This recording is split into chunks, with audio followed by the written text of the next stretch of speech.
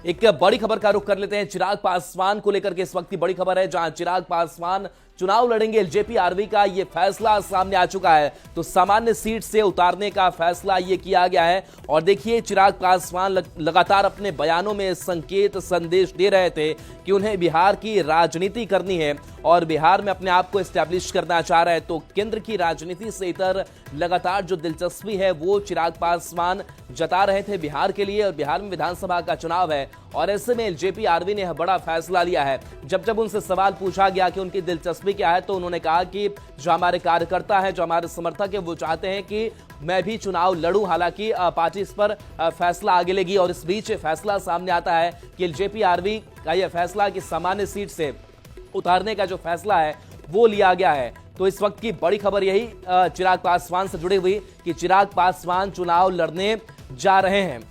चिराग पासवान विधानसभा का चुनाव लड़ेंगे।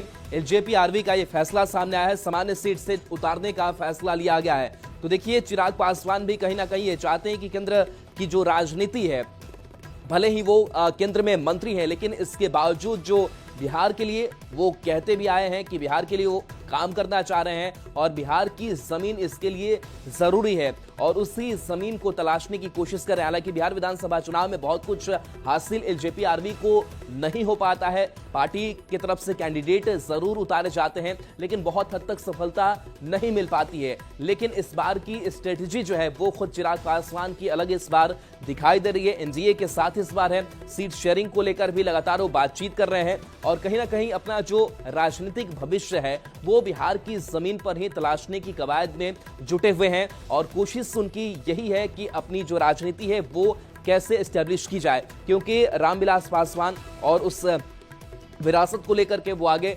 बढ़ना भी चाहते हैं। और ब्यूरो चीफ दिवाकर तिवारी जी हमारे साथ जुड़ गए हैं। दिवाकर जी, जिस तरीके से चिराग पासवान लगातार इस बात का जिक्र करते आए कि केंद्र की जो राजनीति है उससे इतर वो बिहार की राजनीति में ज्यादा दिलचस्पी रखते हैं, और अब एलजेपी आरवी का ये बड़ा भी फैसला भी आ चुका है कि चिराग पासवान चुनाव लड़ेंगे।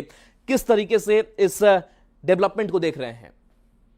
देखिए, पिछले दिनों एलजेपी आरवी के कई प्रकोष्ठों की बैठक हुई थी और उसमें यह फैसला लिया गया था कि चिराग पासवान राष्ट्रीय राजनीति से प्रदेश राजनीति की ओर लौटें और प्रदेश की राजनीति में ही वो जो है इस बार बिहार विधानसभा चुनाव में जो आजमाइश करते दिखे, यानी कि सीधे तौर पे वो किसी विधानसभा सीट से चुनाव लड़े। अब पार्टी ने एक फैसला किया है, बिहार इकाई जो है कोर कमेटी है, उसने ये फैसला किया है कि चिराग पासवान जो है सामान्य सीट से लड़े। इसके पीछे एक स्ट्रेटजी है कि जो एलजेपी आरवी है, जिसको लेकर ये कहा जाता है कि किसी खास वर्ग में जो है इसकी पहचान है, इसका जनाधार है, तो उस जनाधार को जो है उसके दायरे को बढ़ाने के लिए सामान्य सीट से लड़ाने की स्ट्रेटजी हो सकती है।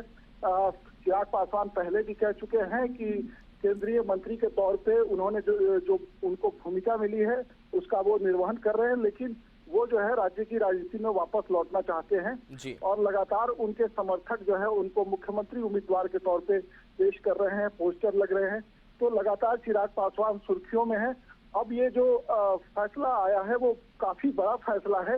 बिहार इकाई कोर कमेटी ने ये फैसला किया है कि सामान्य सीटों पर जो है पार्टी के कद्दावर जो दिवाकर जी आपके पास आएंगे। धीरेन्द्र कुमार भी एलजेपी आरवी के प्रवक्ता हमारे साथ जुड़े हुए हैं। धीरेन्द्र जी, आप ये बताइए कि आप लोग ही लगातार कहते रहे चिराग पासवान मुख्यमंत्री बने, हालांकि मुख्यमंत्री को लेकर के थोड़ा बसते हुए दिखाई दिए, लेकिन क्या वही तैयारी आने वाले वक्त के लिए भी? आखिर दिलचस्पी बिहार के लिए क्यों चिराग पासवान के सामने? अब तो पार्टी ने ऐलान भी कर दिया। नहीं, ये देखिए, ये सवाल तो मैं सुन नहीं पा रहा हूं, आपने क्या बोला, दोबारा से दूर आए। जी धीरेन्द्र जी, पार्टी ने ऐलान कर दिया है कि चिराग पासवान बिहार विधानसभा का चुनाव लड़ेंगे, आरक्षित सीट भी नहीं होगी। इस पर भी क्या स्ट्रेटेजी आप लोगों की? नहीं, देखिए, पार्टी के लोग और बिहार में उनके चाहने वाले लोग लगातार बोल रहे हैं कि आप बिहार फर्स्ट, बिहारी फर्स्ट की बात करते हैं, तो ऐसे में आपको आकर के और बिहार में अपनी बातों को करना चाहिए। बेशक हो सकता है कि हम लोगों ने कहा है कि मुख्यमंत्री नीतीश कुमार नहीं हो, लेकिन बिहार की बातें बिहार के सदन पटल पर रखने की बात होगी, तभी न समग्र बिहार के विकास की बात होगी। तो ऐसे सूरत में कम से कम बिहार विधानसभा के सदस्य के रूप में आपको होना चाहिए। और यदि आप ये वादा करते हैं कि नीतीश कुमार जी को मुख्यमंत्री बनाना चाहते हैं तो विधायक दल की बैठक में ही रह करके ये संभव है। और बिहार के अगर सभी समग्र लोगों के विकास की बात करते हैं तो लगता है कि आपको जनरल सीट से ही लड़ना चाहिए, क्योंकि किसी एक विशेष समुदाय की बात आप नहीं करते हैं, आप समस्त बिहार की बात करते हैं, समस्त बिहारियों की बात करते हैं। तो उनके दायरे को किसी एक बहुजन समाज या फिर किसी विशेष जाति वर्ग में समेटने के लायक नहीं है आपका औरा।